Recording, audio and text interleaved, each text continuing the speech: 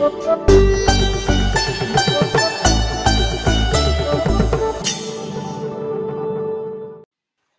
and welcome to New India Junction. I am your host Nivedita Tiwari. In this segment, India That is Bharat, we try and bring conversations to you with practitioners of the Bharatiya Parampara, be it musicians, academics, entrepreneurs, storytellers, etc. And to talk to us today, we have Parvathy Baulji. She is a storyteller, a folk musician, a mystic, and one of the leading practitioners of the Baul Parampara in India. She was also awarded the Sangeet Natak Akademi Award by the Government of India in 2019. Parvathy ji, thank you so much for joining us today. Namaste. Very happy to be here with you. Namaste. So, I think the viewers would want to know from someone who is a practitioner, what is the Baul tradition? What does it mean to be a Baul? So, my Guruji, Sri Sanatan Das Baul, he had said through a song when I was a student of him and I was very fresh. So I asked him the same question, can you tell me what is Baul? So he took some time. My Guruji was such a person that he would not reply immediately. He will listen. He will not say yes or no. He just say that, and then he will come back with some answer. The next day, I saw that he took my notebook, the book I used to write songs, and he's writing something sitting in the sunlight. Then I asked him, Baba, that's my book. And he said, I'm writing the answer, what is Baul? And he wrote this poetry in my book. And I still sing because he taught me how to sing this poetry in his composition, musical structure. So it says that Joler bhetor agun jele boshe ache Baul jara. One who has light fire in the water, they are known as Baul. Positive and negative way. It is a Bengali way of saying positive and negative. Positive and negative way, deho bandete golache para. So they can solidify the mercury with the positive and the negative. Chandra Sujya Pavan Joge, Jege Thake Jage Joge. They are awake through the day and night through the yoga of sun and moon. Atate চৌষট্টি হলে দেহ ভাণ্ডেতে গলায় পাড়া. When all the 64 colors are completed in this body, the body gets that lightness where it can hold that divine energy. And then one thing that my Guruji used to say, Jante Mora. Bauls are Jante Mora, which comes in the song. It means one who dies before the death. So what is this death? I mean, everybody is going to die one day. But when they die with the body, with the memory, with everything, they die. And there is another birth, perhaps, but not going with the same experience what we had in this lifetime. So he said to experience the death and the beyond, just being in this body, so that we can have all of this experience. And in other traditions, it is said as samadhi.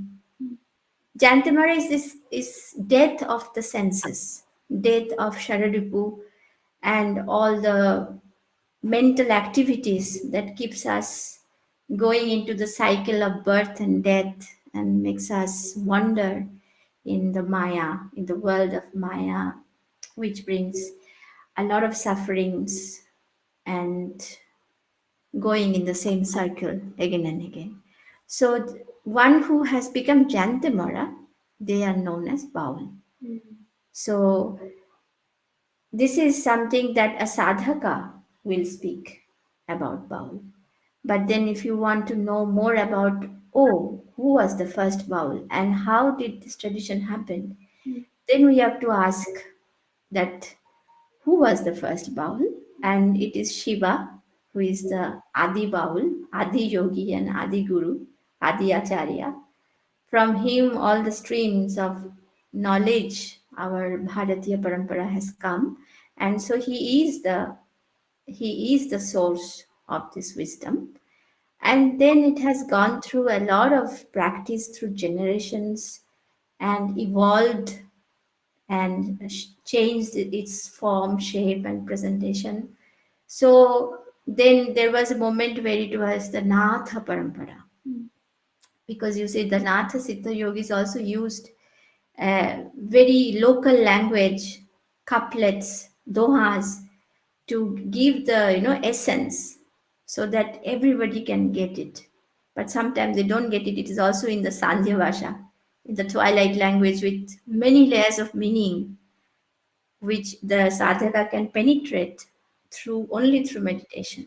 So at one moment, this was also the parampara of Natha Siddha yogis, and they spoke through couplets or the doha. And they were written in very simple language, like daily life language, and metaphor like, which is still you can find in the Baul songs, with the metaphor of husking the paddy or sowing a seed or building a thatch roof or building a house, mud house. So all with all this metaphor or rowing a boat, they are saying something very deep and very essential for our spiritual being or to realize the truth.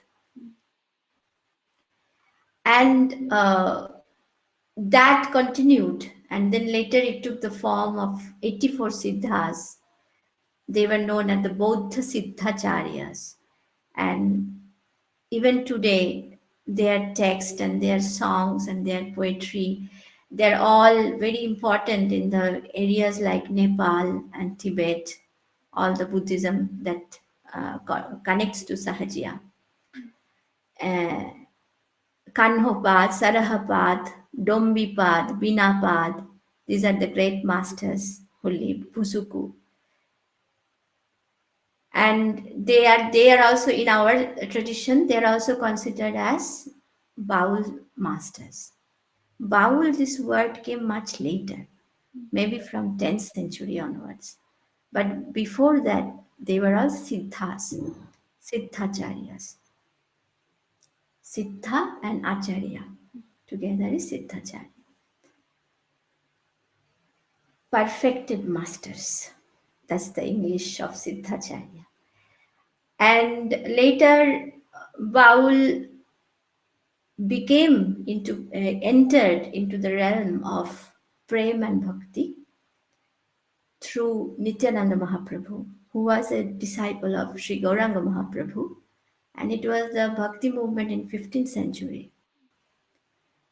And so what he did, he gathered all these underground practices and sadhakas together and gave them Harinam, Tulasi Mala, and the aspects of bhakti and prem. So today, where Baul stand is a unity of all these elements of Sahaja Yoga, and um, Prem Bhakti, and also this Deha Sadhana. So this is what I can tell about the Baul tradition. And I will sing the song now, which talks about Baul tradition, written by my guru, Sri Sanatan Das Baul, and also composed by him.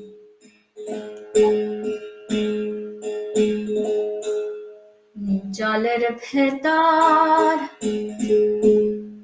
আগুন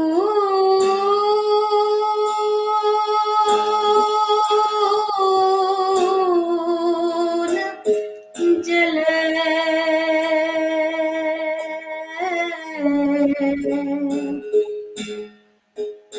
বসে আছে বাউল যারা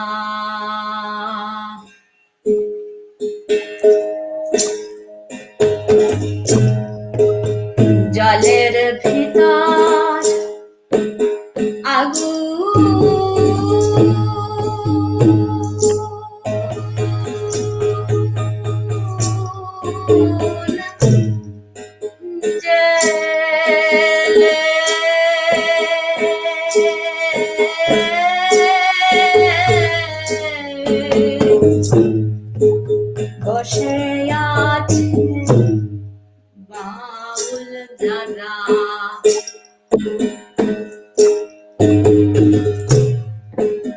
পজিটিভার নেগেটিভে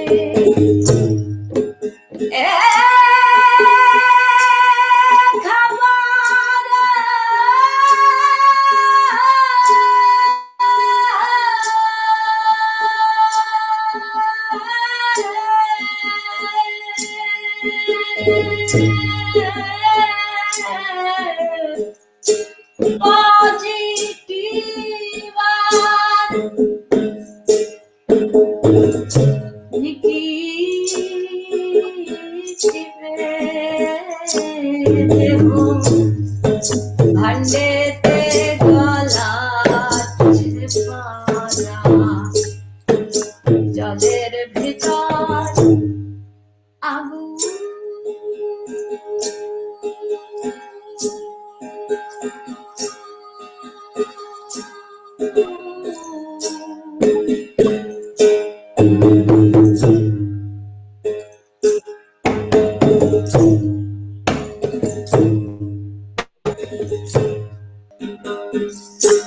খাপা পজিটিভার নেগেটিভে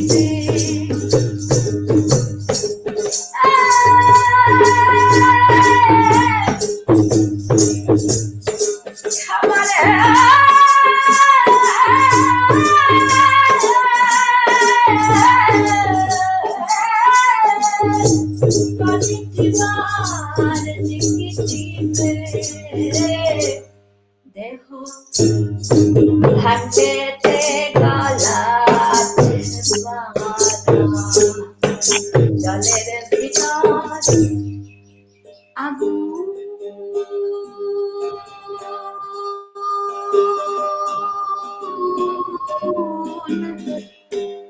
জেলে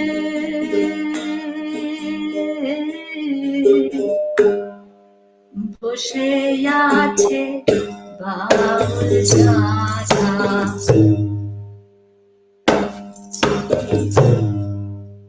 বসে আছে বাউল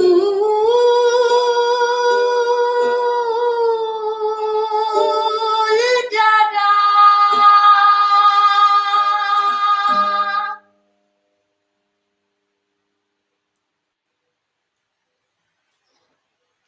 what is important in our singing is that it is like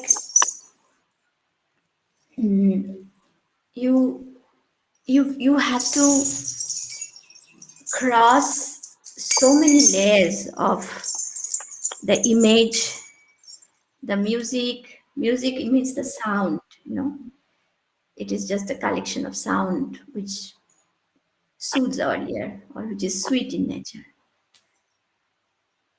And but it's basically sound which penetrates the many layers of the body.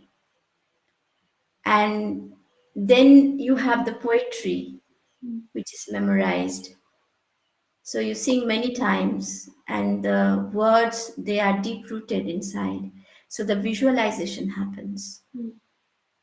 And when all these elements come together, it is a very powerful practice.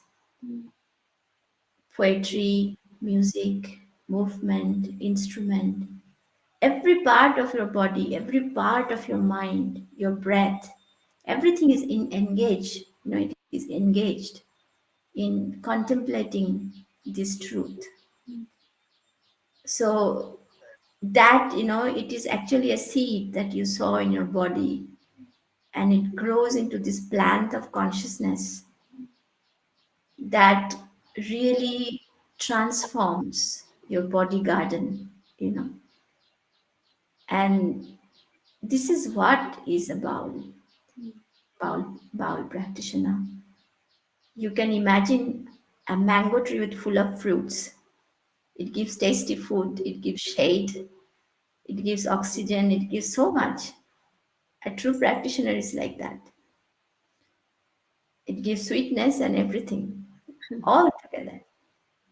And when I came to Baul, I didn't really know what it was because I was so young, for me to discover anything at that age is not possible.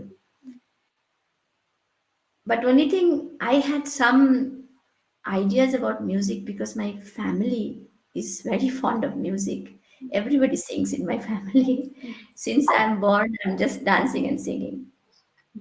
We were many brothers and sisters, so we were like full theater team at home, and we were continuously making something or the other. And then my parents also, like they had given so much importance to education, like doing our everyday study, but they also gave equal importance to music and all other creativity.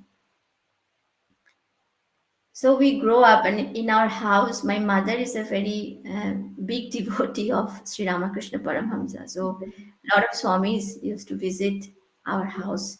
So I grew up in that atmosphere. So I had taste of everything little bit with my little understanding of young teenage girl. And then I came in search of learning in Shantiniketan. That's where I'm sitting. I came back to the same place, and I made this Gurukul Sanatan Siddhashram with, it is the vision of my Guruji Sri Sanatan Das Baul. And this place only I first met with the Baul tradition, and it was so unexpected because I was coming to study visual art in the Shantiniketan University, and on my way to admission test, I had to take a train from Kolkata, and there came one blind bowl singer in the compartment. And the moment I never seen Nektara before, I had never heard bowl music before. I've heard a little bit in my childhood, but not really. What I remember is this penetrating voice, very high, as if their voice is going and touching the sky. So that's what used to attract me a lot. But when this blind bowl singer came in, there was something else. Everything changed around him. The whole atmosphere changed in such a crowded compartment. And when he's strung his ektara, I just could not hear anything else. I could hear only the ektara, and his voice as if it was coming from so much so far away that it was crossing the layers of time. That was my experience when I was so small. And even though I did not really understand the meaning, but I knew that there is a very uh, deep world hidden in these songs. So I became super interested in Baul, and that's how I entered into this Baul tradition. Would you like to tell us more about your spiritual influences and the teachers you met along the way? Yeah, so then when I heard about the Baul and started listening to Baul music, I started thinking that I should go and learn from someone. So there was a mother, her name is Fulmala Dashi, very good, beautiful singer. She's no more now. She used to come to our university every Wednesday because Wednesday is our holiday in the university. We don't have Sunday holiday, we have Wednesday holiday according to Tagore. So she used to come on Wednesdays, and she used to sing for the students, and I used to spend hours with her. She lived in a small town called Amodpur, which is like 80 kilometers away from Shantiniketan. So I started on a bicycle. I had a bicycle and I cycled all the way to her. And then I told her that, I want to learn Baul music. Then she said, "Oh, no, no, no, no, it is a wastage of time. You should not." And I asked her why. Then she says, "Oh, no, it is not something like music. You have to really dedicate your life for it." Then I said, "What kind of dedication and what it means dedicating the life?" Then she said, "Look, I'm not a music teacher. I'm not going to sit and teach you anything because it is a wastage of time for me. I go do my Bhiksha every day, which is, the Madhukari, we call, like Baul live like the both the bhikshus, and like any other sannyasi parampara, Baul live on Viksha. And so she goes to do Viksha in trains uh, every day. And then she said, all right, if you want, you can follow me in the Viksha. When I sing, you sing one line behind me, like call and response, and you learn the songs. So I started going in the trains with her, doing this Viksha and singing behind her. That's how I spent 1 year. And then I realized that there is an initiation in it, diksha in it. And so I asked her that I want to go deeper into the Baul tradition and what I have to do. Then he said, she said to me that you have to be initiated by Guru and take guidance from the Guru and go deeper in your inner being through meditation, japa, Guru karma, that's what we call. Don't call japa meditation, we say Guru karma, the karma of the Guru. So you take Guru karma and do all the necessary action for that. So I said, okay, all right, you initiate me. Then she said, no, no, I don't have that authority because it has to the acharya, one who is the acharya, will choose not every disciple. Usually a Baul master will not have many disciples, only very chosen few people. There are grihasthas, which means the householders, and there is also one who dedicate full time into the parampara, into the sadhana. So there are two kinds of disciples. So the people he chooses to be acharya can be from grihastha, can be from the sadhaka, but depends on their quality or the adhara. So teacher, before he leaves his body, he will pass on this seat, we call the seat asana of acharya, to chosen few, maybe two or three of them. So she said she didn't have that, so she was just following the path, and so I had to find someone. Then I started thinking about finding my guru. It was a deep arch inside me. I was almost like so restless inside me. I want to find my guru, but I don't know where to go, how to find. It's not something you find in the shop or in the market. So then I just started waiting and praying. I continued with full maladi and kept on praying that I will meet someday my guru. And that winter, my guru Sanatan Das Baul came to our university. And when I saw him, I had this experience. He was singing about um, Sri Vrindavan. There's a very famous piece of his called Kaliya. It's a kind of storytelling of Radha and Krishna. Kaliya means Krishna. So he was singing that, and when he was singing that, I had a darshan of the Vrindavan. I could see Radha and Krishna. So I was saying, oh my God, he's so powerful, and he can, bring that image alive in front of me. So I decided to go to him. And when I reached so finally I found out how to go. And at those days, there were no telephone, not even electricity, no bus, no road. It was just a road. Until Durgapur, we had the bus, and after that, it's very narrow lanes through the village. You might get one bus in the morning and one bus in the evening.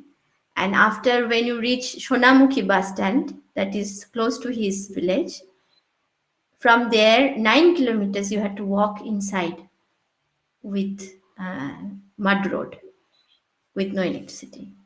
So after Durgapur, until Durgapur, I went by bus, but from there I just walked. So I walked many kilometers. And when I reached his ashram, it was, after lunch, he just washed his clothes and was drying, all this sadhu cloth, he was drying in the sunlight.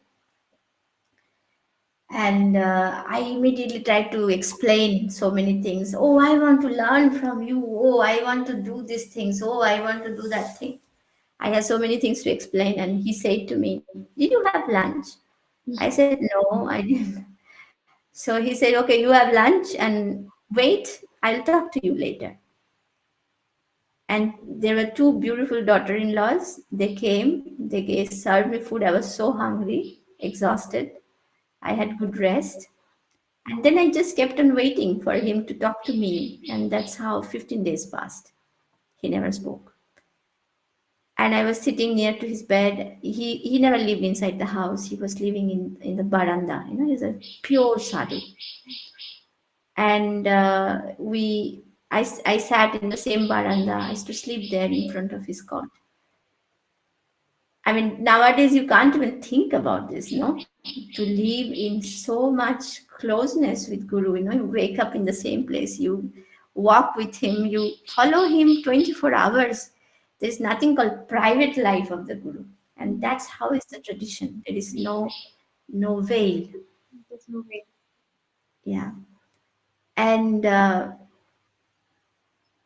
after 15 days, and he said, "It looks like you will not leave until I speak to you." He said, "You stubborn girl," he said. So he took me for a walk and then he asked me to repeat a few songs that he sang. And then after listening to that, he said, "All right, I'll initiate you tomorrow. But the only thing you have to promise me, because I'm quite old now, I don't have much time. So the seed that I'm sowing inside you, you must value it and you must grow up as a sadhak. If with Guru Kripa, I mean, it's all Guru Kripa, whether you can really grow or you cannot grow in the path, it's all Guru Kripa. But if you have the Kripa, then do serve the Parampara. Don't make it for your own fulfillment. If you want to do something, then make the Baul tradition known to the world. Make a bridge. Make make people understand what are these songs, what is the meaning of these songs. That will be your seva. And so that you will not go into family life. So your life should be dedicated. So that's how he took my promise. And I promised. And I then he initiated me. He was such a great master.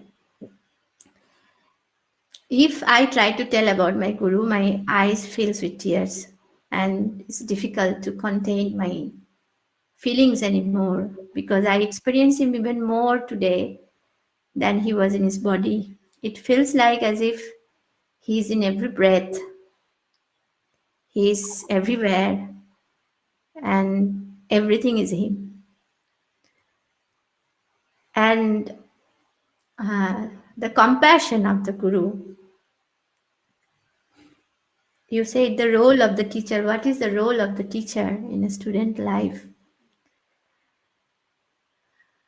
Is first of all, I feel that the teacher is really patient with the student to see the student struggle so much through her own shortcomings and limitations, and teacher wait patiently to let the person, take all the muddy waters away and slowly come to the more crystal water, soft water, and finally float. And when the teacher see the student is floating, then there is so much joy, both in the heart of the teacher and the student. The teacher is like the sunlight which touches the lotus bloom, and then lotus bud, and then it flowers. In the morning, if you stand in front of a pond, you can see the lotus blooming. So the lotus of the heart blooms with the ray of the wisdom of Guru. And this relationship of guru and shishya, it is not a worldly human relationship, cannot be. There is so much oneness between the two, but there is no attachment, there is no expectations, there is only complete flow of compassion and that connection, the yoga that cannot be perceived with the senses, which cannot be touched, which cannot be spoken about, which cannot be seen, but it only grows day by day, grows day by day. So I will do a small prayer to Guru, and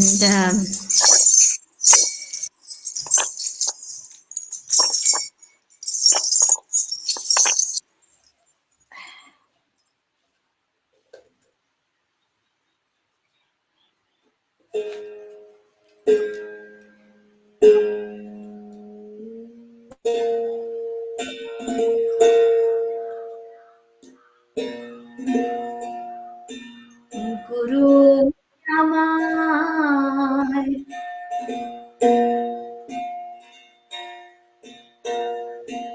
Kar Karuna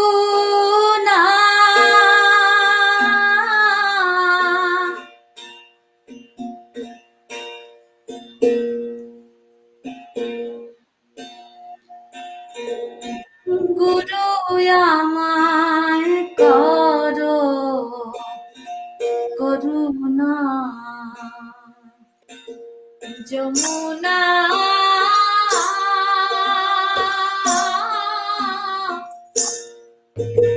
Guru Yamai Karo Karuna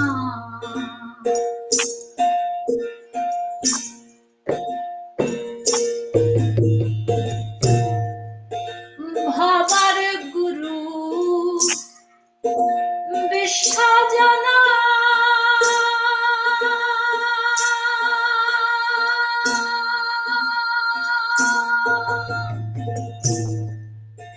সে কথা তো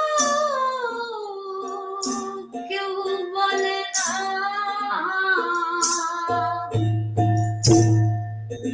যে জানে সে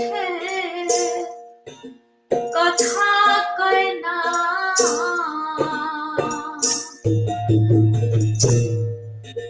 জড়িয়ে আছে পাদুখানা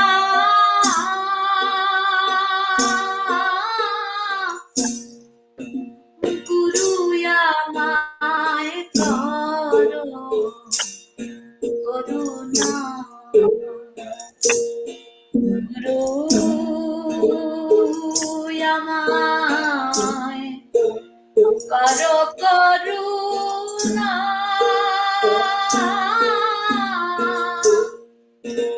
গুরু আমায় করো করুণা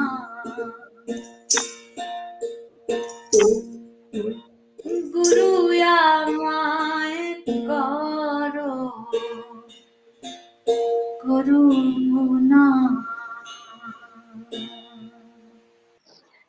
Parvathy ji, you've also been a theatre practitioner. And so, how much of that has impacted? I don't want to use the word performance because this is immersion, but does that help you? Oh, yes, of course. I have learned so much by doing it. I have learned so much. Even today, when I, work with a community of my students and ashram and gurukul, the theater has really helped me to understand how to work together. That's the first thing. And because, I came from a background where I was learning music and dance and visual art. So theater also was part of my life since very beginning, even before I knew Baul. So my research in the theater had made me realize that um,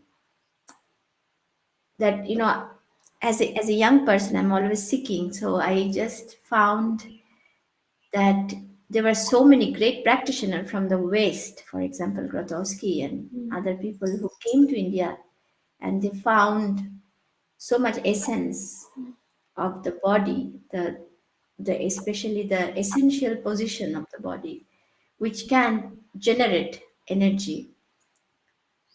In their research, they have found that Baul also held something like that, where the body becomes a vehicle in the sense which transport this. One is this gross body that is, all the flesh bone, but then there is a subtle body inside that, and how these two can be connected in the performance. As you said, it's not a performance; it is immersion. How does that become immersion? That was their research. That how come it is a performance and immersion? What is it?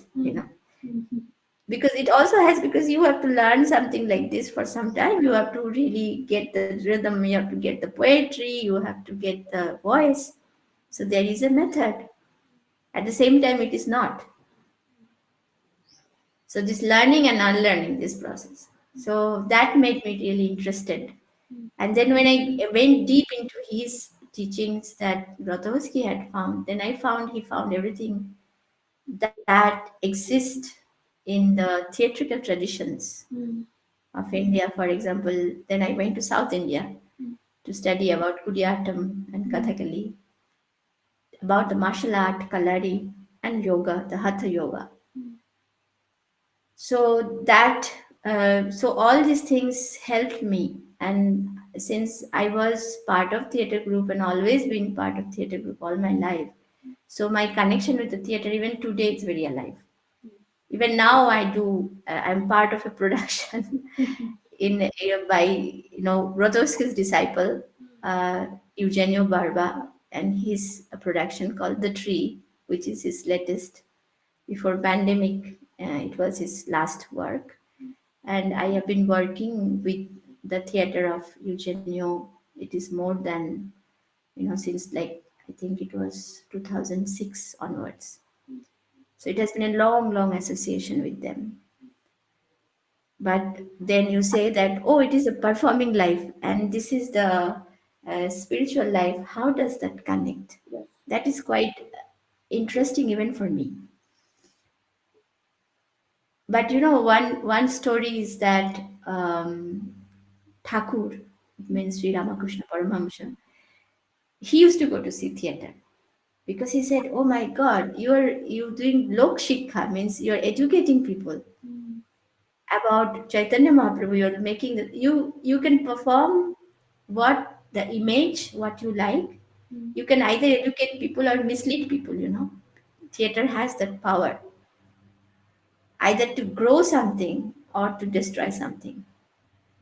So that power is there in theater. So this is what Thakur used to say, that the theater is also in a way to have the knowledge, to have the more clear seeing.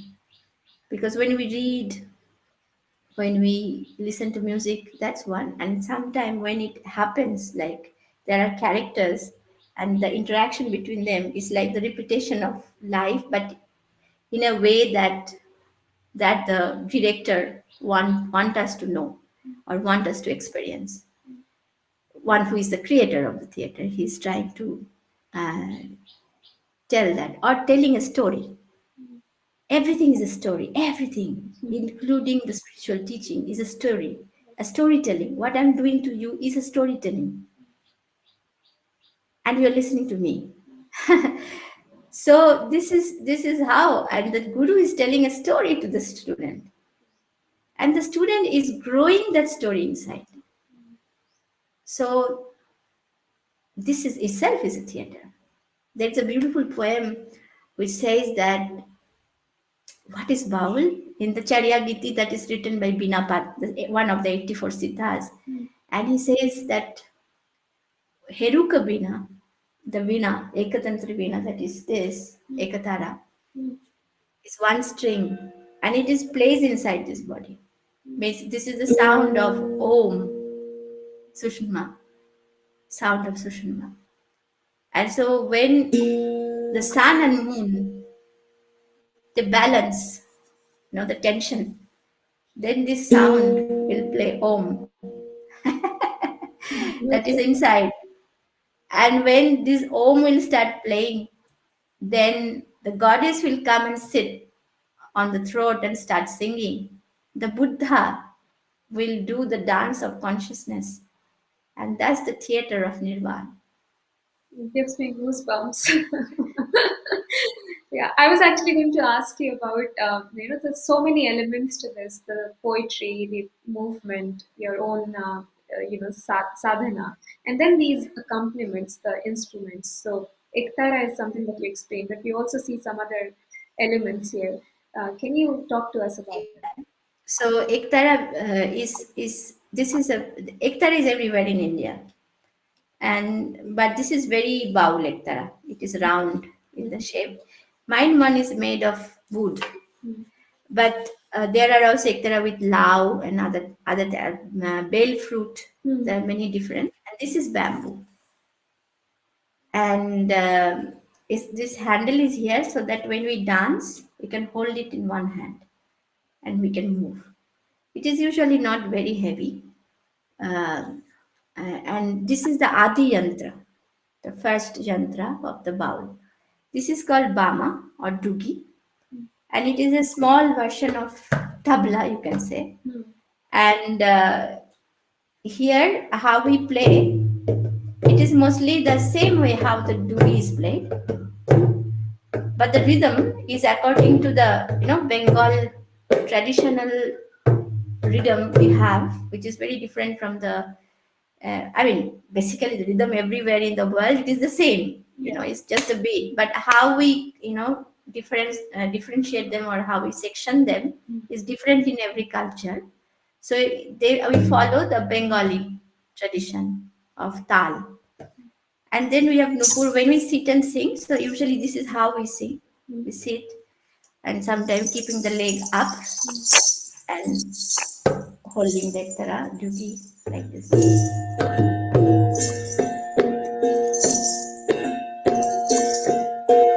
So it gives a straight spine if we sit like that. Then the breath in the stomach is better.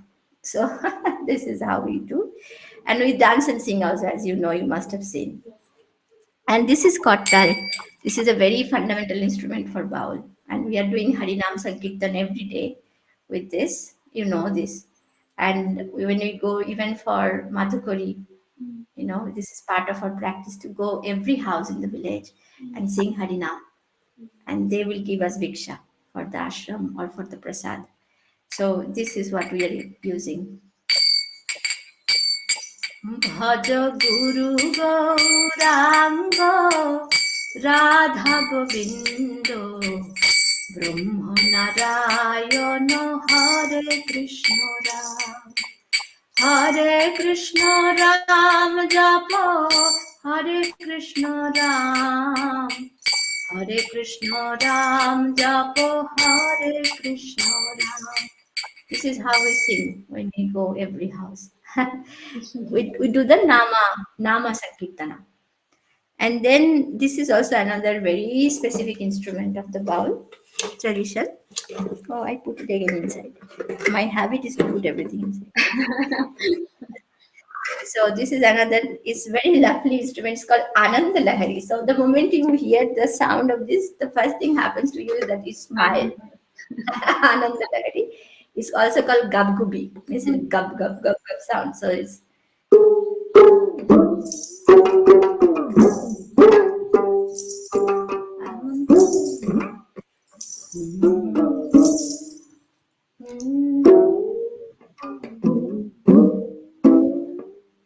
so there are two strings, and this two string is pulled with the tension. It is tension, so you can change the sound.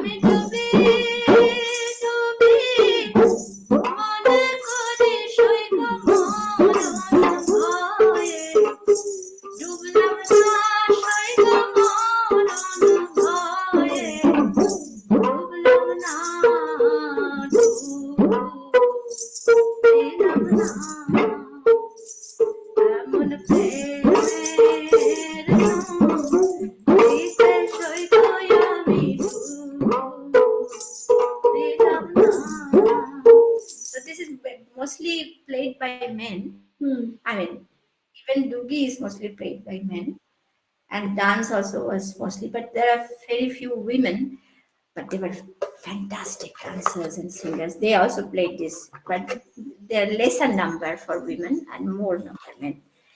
And there is this nupur, which is very specific, as you can see, which is we wear in our feet. It is for dance, Hmm. and It's this heavy. is yeah, it's heavy little bit. It's like the chilamba, Hmm. or the you can see in the South India, the oracles wear this. Is the sound of the feet of Krishna or Kali. So it's one of the Ashtasattik sound. We said the nupur, Hmm. the rini rini sound is one of the anhat nad. So all the sounds that we create, it's made from that idea. There are many more instruments like dubki and dotara, which is like a string instrument, and then there is one string and bow instrument, sharinda. But I don't play them, so they are not here. So, but there are people who play them, and usually how we choose our instrument is that mostly what our masters use most. So in my case, my both master Shishanathan Baba and Shoshanka Gosai, they were Dugi Ektara and also the Nupur. They were dancers, and oh, I can't imagine. I don't, the moment I said dancers, I just one image came of Baba dancing and singing, and that's so divine. I mean, it's really like the oracle dancing. It's not dancing with choreography. It's nothing like that. But there's something happens.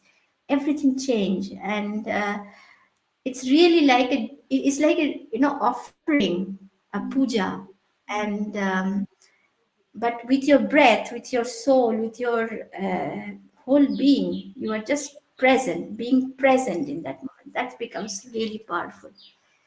So this is something that I talk about instrument, and then the akhada is one other important aspect of the Baul, is the space of practice. So what kind of space, how do they live?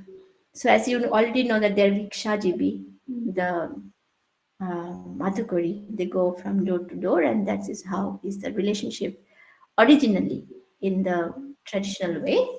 But what happened is that nowadays the Baul singing has become so popular that people also go for performances and they can get paid like an artist. So this is why many ashram is also like flourishing a lot. Usually Baul life is very very simple. And then uh, akhara is a space that akhara is something that is changing space. So it is a space that is held by the guru in his lifetime. So one akhara is used only by him, and after that the guru will have his samadhi there, and other disciples will come and do the every year, which is like urs, which is like the celebration of his jantimora, the samadhi day. But then that will be looked after one of the disciple who is a sevak, but next teaching will not happen there. So the parampara will come again. If he has chosen somebody as the acharya will go another place and create Another. another space. It's so interesting. That's why it's called the changing space. Hmm. It travels so that we don't get attached, and or we don't make something like so concrete, because the moment we make it concrete and all layers and protocol and everything like that, then what happens is that we can get stuck. So the knowledge travels through the body, from body to real archive, from body to body. Hmm. Guru passes on and the disciple goes and creates, and after him that is dismantled and continues to the other place. So this is mostly akhada. Parvati, this is so amazing. Every aspect of it is like a discovery. Like you said, uncovering the truth. And I'm just so mesmerized that there's certain times I got goosebumps. One final question from you. if someone wants to get initiated into the practice, what are the prerequisites? My God. First of all, one will feel inside. Once I met an Aghori in Tarapit, this Birbhum district where I am. It is a very powerful with Shakti sadhana. There are 5 Shakti Pitas in this place. And Tarapit is one of the most important where Vashishta Muni received his, Siddhi. It's a very Siddhi space. And there I met one Aghori, and he told me that I asked him, why you have come to this path? Then he said to me, I did not come because I'm sad and I was, looking for something else, for another option. Or I did not come because I've done something wrong from my regret. I have come because I love. I love Ma. I love Mother Tara. That's why I have come. So that truthfulness, that essence of love, I come to this path not because I want something, not because I've lost something, not because I'm looking for some healing. I come here because I love. This is a very important point because most of us, we always, come to the path, either we get very frustrated about life and we are looking for some relief, or we want something to get fulfilled, or we want to relax, or we want to, something or the other, and then we are stuck with our own doubts. When there is love, when you fall in love with someone, even you love a dog, you don't doubt. That love is the essence. That is the only, what can I say, certificate you need to enter this world, this world of sadhana. Parvati ji, this conversation has been so humbling for me. Thank you for giving us your time. Our viewers are enriched, and may the gurus continue to bless us. Joy Guru. And what I would like to say is that I have been watching, uh, keeping even though I live in a very interior place, but I feel intuitively, though I don't hear anything around me, but I feel into that there is so much suffering right now. Mm. And I feel that suffering inside me. I can see that so many people have lost their dear ones, and so many people just waiting and seeing the most loved person dying in front of their eyes. I mean, there is no such, I mean, it's such a dance of Kali that's happening, that I pray to Mother Divine that let her have her anger quietened, bless us, let us live, and let us realize that we need to be respectful to all beings. This is the prayer I have. This is the prayer we all have, Parvati ji. Thank you so much.